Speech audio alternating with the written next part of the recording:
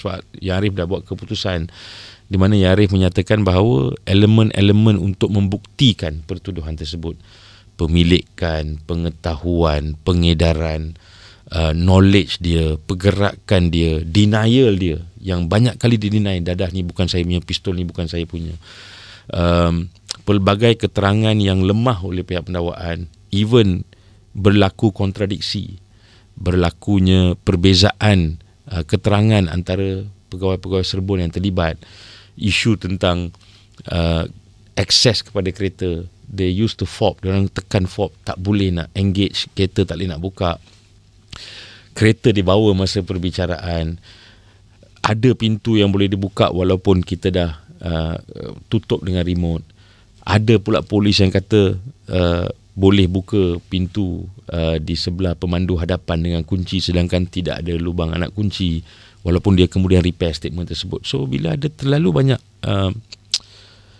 saya akan kata kelemahan sebegini, nampak lemah kes pendakwaan tersebut, dan hakim melepaskan dan membebaskan Yusuf Rauta selepas 9 bulan 10 hari.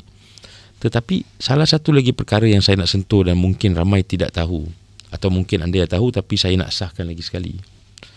Semasa memberi keputusan Yang Arif Hakim Datuk Muhammad Jamil Husin, Mahkamah Tinggi 4 Jenayah KL Kuala Lumpur, dia menyatakan bahawa siasatan polis dalam kes ini lemah. Antara lainnya, dia ada 2 pegawai penyiasat untuk kes ini. Satu untuk kes senjata, satu lagi untuk kes narkotik dadah. SP12, SP13. Kedua-duanya pangkat inspektor ni. Dia not normal police officers, ni senior police officers. Yusuf Rauta telah menyatakan beberapa kali dan malah telah pun buat laporan polis sebelum dia dituduh